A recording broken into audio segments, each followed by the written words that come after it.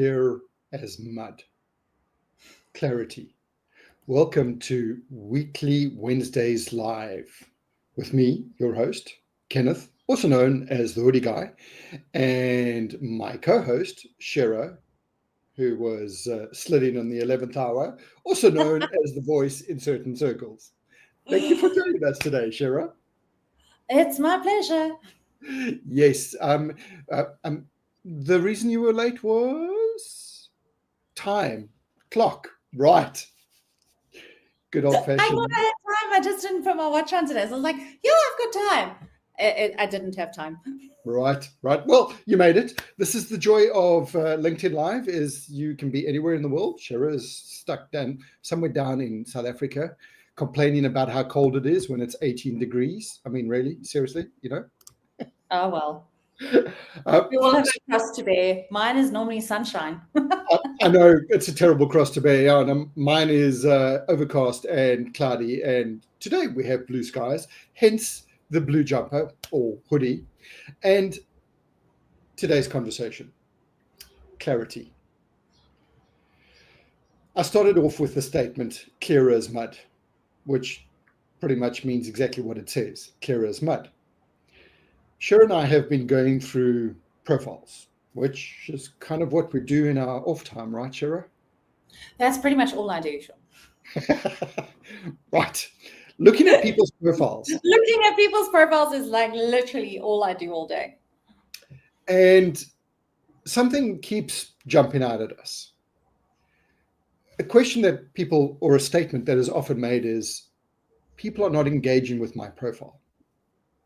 I can't seem to generate leads. I can't seem to get people to want to talk to me. Have you ever wondered why? Well, today we're going to discuss the why of why you're confusing people. I mean, think about it. Shera's really good. She's got a great example of if you go into the pub and you give mixed signals. Don't be surprised when nobody buys you a drink, right, Shera? Pretty much. Pretty much, right. At the moment, people are kind of showing up at the pub with a big sign that says, don't talk to me, and then wondering why no one talks to them. Very well put. And it's St. Paddy's Day has come and gone. So were you one of the people who never got a beer? Okay, so I'm being obtuse. How about I be less obtuse? To my point, clarity. When you look at your profile and nobody's engaging with it, what is your job title? We're going to start a game in our newsletter. So if you haven't subscribed to our newsletter, I strongly suggest you subscribe. And the game is going to be, tell me what I do for a living. Oh, yeah. I'm sure you've seen a lot of profiles lately where the title is kind of scary, not clear, leads you down a rabbit hole of I help potential people to make pretty stuff look even prettier by not being late on making sure that they stay hungry. I'm, again, paraphrasing because I don't really want to name and shame anybody's profiles. But the challenge is the fact that they're not telling you what they do. Now, what does that mean, Auntie Shera, when somebody doesn't tell you what they do? Basically, what happens is that if we're doing outreach for somebody, we want to connect people into people's networks so that you've got somebody that you can have a conversation with, that you can grow, that you can engage with. And part of the process is like we're doing it for our clients, but generally, if you're on LinkedIn to network, you want to connect with people that fit who you want to talk to. So whether it's a facilities manager in the center of London, or whether you are looking to connect with an independent hotel manager in New York, at the end of the day, you're going through and you're saying, okay, I would like to have these people in my network. What happens then is you do a search and you get a whole lot of results that come through on your sales nav or in your LinkedIn search. And you think, okay, these are the kinds of people I'd like to have in my network. When you go into that profile, you want to now vet, is this really someone I want to connect with? And if you're the person who's hoping people find you, you've got to make sure that when they find you, it makes sense. So very often what I'm seeing is that there is just no banner. It's the grayed out banner. You haven't put anything there, or you've chosen one of the templates. So you know that you need something, but it says nothing about what you do. So we had someone who is an underwriter, and his picture was a beautiful country estate. So I'm like, are you in the property game? Are you saying that if I work through your business, I'll be successful? It's not super clear what you're actually doing. And if it's a picture of a dog or a beach or a beautiful landscape, I'm going to wonder, like, what is the connection to your profession with that? Because is that something you're trying to tell me that you do? Or is it just a placeholder image that you like? So is this a personality thing, or is it a... So what I say to people is, if you were given a free billboard on the side of a major highway or road in your area, and that billboard would drive people to have a conversation with you, what would you put on that? And if you're not treating your LinkedIn banner in the same way, you're missing out on opportunities. Then I go down and I have a look at your title. Now, your title could be AKA the most amazing hoodie guy helping people find new people on LinkedIn, or Shara Salmon helping you find your voice so that you can tell your story on LinkedIn. Or it could be that you are a father and shopper and you love gaming and you help companies do. So you can have a really catchy title, but it should give someone an indication of either connect with me for jokes every Thursday, then I know. Or it's like the tiling guy who loves to tell jokes. You need to give me an indication of, why are we talking? And I've gone through so many profiles today that literally had dash, zero, no title. Not even what they do, like office manager, administration, secretary, like literally nothing. The next thing that will happen is they'll say, inspiring leaders. Okay. Yeah. Inspiring leaders to do what? Oh, in right. accounting or in, like, there's nothing else. Like, they're inspiring people and that is fantastic, but it doesn't tell me what you're doing. And then you go, let's scroll a little bit further down and we get into the about section, and the about section will read something like this, where I am a passionate team player, really working hard to make sure that everyone achieves their objectives as we work together towards a common goal of doing what? And then you go a little bit further down. So now we have like, there's very little posts, or there might be some posts, but it's not really telling me who you are. And we get down to our experience section. And in the experience section, so Ken can maybe pull up his experience section so you can see what it should look like. But if you go to your experience section and you have literally just the company name. So now I don't know what you do from your title. I don't know what you do from your about section. I scroll down to your experience, and in the experience section, it's literally the company name and your endorsed skills. So now I've gotten to that, and I still actually don't know what you do. So in your experience section, you can really like play with this. This is an extension of what your about should be. There's no guessing what Ken does, because it's in the experience section. I don't have to hunt, because if I want to talk to him, I now know digital marketing strategist, digital marketing training, very clear, very quickly. I can see whether this is someone I want to connect with or not. But at least I know. But for most people, this is blank. I know how long they've been there and I know the company's name. You click on that, it takes you to a wonderful company page where they tell you that they're a company that really value working as a team, and that their organization keeps their clients' needs at heart, which I hope is most companies. But now I have to Google you. So by this point, can you see that is a lot of investigation that I have to do to try and find out if you're an office administrator or if you are maybe the right candidate for my job that I have available. So if you're making it so hard, like why are you putting yourself out in the public eye and then making it so hard that they need to be a private eye to even figure out what you do? You're being cutesy, and being cutesy doesn't help. Coming up with a great tagline that doesn't clarify what you do.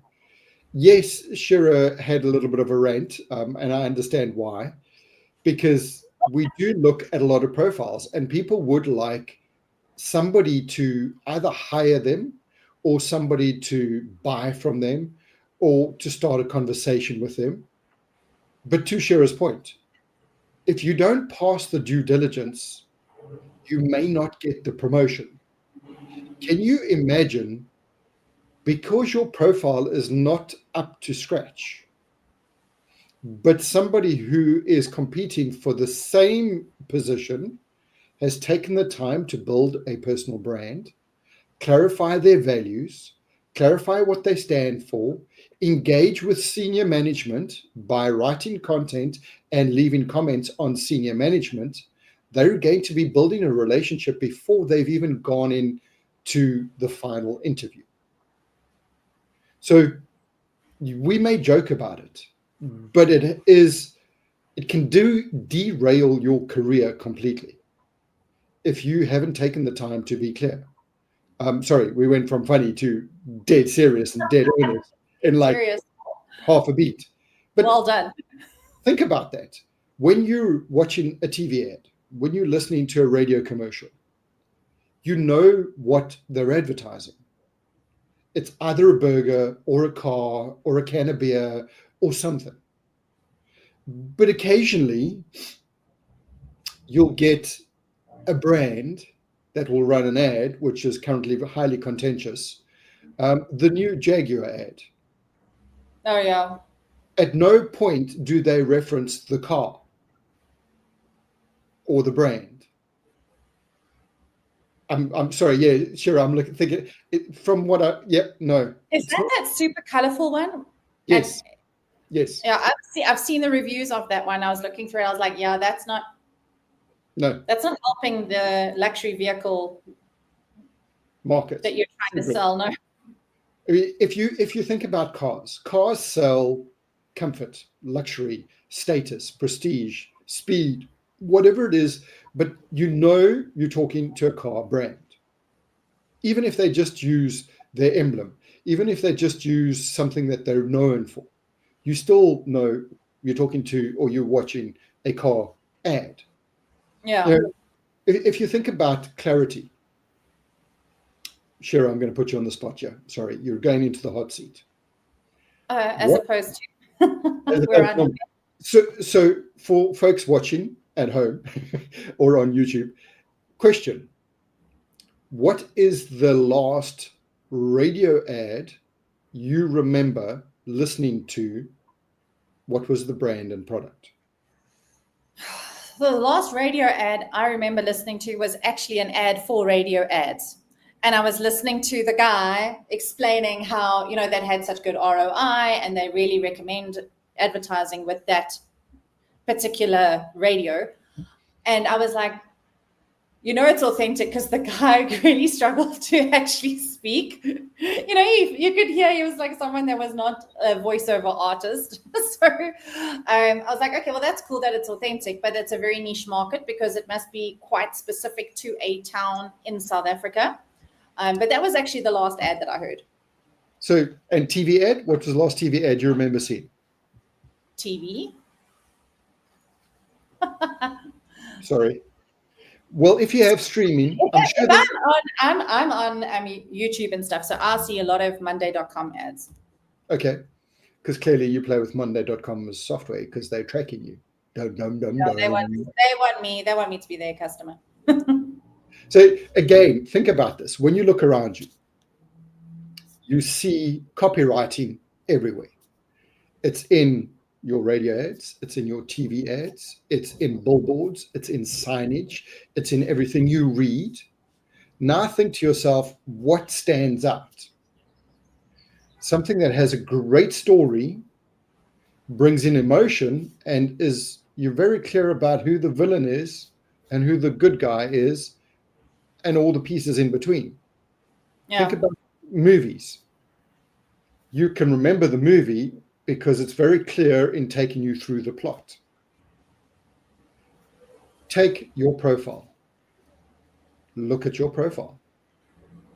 Actually, better yet, don't look at your profile. Get a friend to look at your profile and ask them to do the following.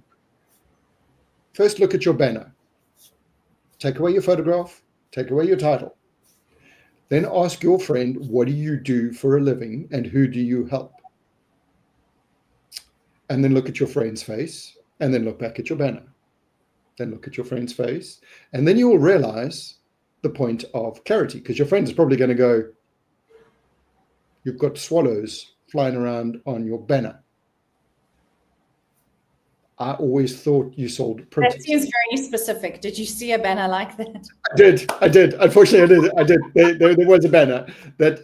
So yes, everything on your branding needs to support everything else. But if you take your banner out of context, is it clear? If you take your title out of context, is it clear? What problem are you solving? Who are you helping? And do you have a sense of humor or not? Why do we bring in the sense of humor? Share it. Tell me, why are we always bringing in the sense of humor? Well, because then you're showing that you're human. It's to also show that you also attract the right people into your network. You don't want to connect with people that don't resonate with you. So, for example, I was having a client call. Somebody else walked in. They're like, hi, how's it going? Having a fat chat through my meeting. But that's the kind of clients we want to attract. So if I show my personality with a bit of humor through my content, through my profile, I'm going to attract people that have a bit of a sense of humor, that can take a joke, that aren't too stuff corporate, because that might appeal to somebody else, but it doesn't fit with my personality. So if you use that humor and you tie it into your professional, so don't go like way off, but you want people to be attracted to your personality. I mean, that's why they're looking at your profile. What makes you different? And remember, what makes you different is you. Like today's post for Shero. She showed me how to make a GIF on WhatsApp. And we had a good chuckle because every time we looked at her profile, we see Shero smiling, doing a GIF, which is Shero's personality. And it made us laugh. And that's the whole point of what we're saying, is our personality is relaxed, fun, but still leaning in. Because are you more likely to engage with a friend over a beer or a head of HR over a boardroom table? My guess is Here's your next post, Ken. Yeah, you're going to have to write that as a post. My guess is a beer is probably going to be the easiest way to engage. Yes, I will have a tie. Yes, I will talk about business, but there's no reason why I can't have some humor in it. But that's us. If you feel your brand is all about polish, prim and proper, suited and booted, and the only people you want to talk to are other suited and booted individuals, then that's fine. Then make sure you're clear about your banner. I only deal with suited and booted professionals. And your title is, I only deal with suited and booted professionals. And your about section is not about how amazing you are, because nobody cares. Your about section is how that sounds so harsh, but it's true. True, but it is true. Nobody cares. But your about section, I help suited and booted professionals be more suited and booted professional. What do I do for a living? I'm a ghostwriter on LinkedIn who only writes for suited and booted professionals. Financial professionals. Hey, listen, not all financial professionals are suited and booted and boring. Yeah, but you could specify that you wanted to go that route. You could, but that's making a very big assumption that anybody who works in the banking sector is very stodgy and very square and doesn't have a sense of humor. Isn't that stereotyping? But I might want to attract that stereotype, Oh, and okay. that's fine. Yeah. So to be fair, I personally don't, because that doesn't fit me. But somebody might want to speak to those serious accountant types. yes. So example, I've followed a accountant, and generally accountants are not the most exciting people in the world, with respect to any accountants watching this. When I used to work at Lexmark, our CEO was an accountant, and he always referred to himself as a shiny. As a Shiny. shiny. I never got it. And he explained it one day, and he said, shinies are an affectionate term for accountants because they're always in their chairs, and the bottom part of their, or the upper part of their trouser leg on the chair is shiny because they're always sitting in their chair, sliding in and out and getting up, and they're always in their chair. Like, oh, wow. That's pretty obscure as far as obscure goes. But I did find a accountant who loves telling dad jokes. And his title ran along the lines of dad joke telling father part-time accountant. Well, actually, I'm a full-time accountant, but hey, I like telling dad jokes. That immediately tells you he's got a sense of humor. And what he does. And what he does. And what he does, which means he's probably my kind of accountant because I'm a dad. I love dad jokes. And immediately there's a resonance. And this leads to the conversation that we're going to probably pick up next week is niching, super niching. Yeah. Clarity drives your niche. People who know what you do will resonate and come to you. If they don't know what you do, then they won't come to you. And most times, bar very few, in an interview with a person, I will often ask, you've got 90 seconds. What do you do? Deep breath. Think about it hard. That's 30 seconds. I can't get a straight answer. And the reason I can't get a straight answer is because it's not clear in their head. So their profiles, unfortunately, are also not clear, which leads to less engagement, which leads to less conversions, which leads to less opportunities for promotion, because they're not clear about what they do. Their profile is not clear about what they stand for. Thoughts? And just before you move on that, Ken, so one of the things is I think a lot of people still kind of have this misconception that it's not that important to actually have a complete profile. And yes, you want to have clarity in that profile, but if you are an adult and you're earning money from something, then most of the time you need to have a good LinkedIn profile. People are being, I watched a thing the other day, people are being excluded from jobs because of what they've posted online in terms of Facebook, in terms of X, in terms of their Instagram account. You are being judged by companies, even if you are an employee, even if you are not a consultant or an entrepreneur or a founder, owner, trying to get your own brand out there. Even as somebody who is moving through the employment circles and you're trying to move yourself up, people go through your socials. They're looking at what your stance is on Facebook, on X, on Insta, on whatever it is that you're sharing. Now, if you're going to be judged based on your private socials, okay, which are now public because it is in the public eye, why not set yourself up to be judged in a positive light through your professional profile? Because you would put extra effort into your CV, and then you look at the person's CV, and then you look at what they've presented to online, and there's a disconnection.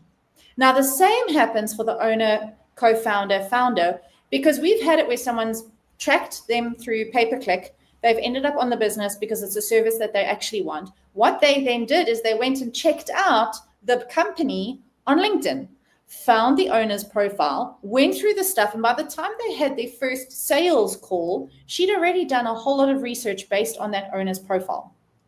So even if you think it's not that important, I would say at least do the minimum to your best of your ability, which sounds like an oxymoron, but make sure you have the minimum things on your profile that if someone landed there and they wanted to hire you, would they be able to tell what you do from your profile, either as an employer or as a potential client?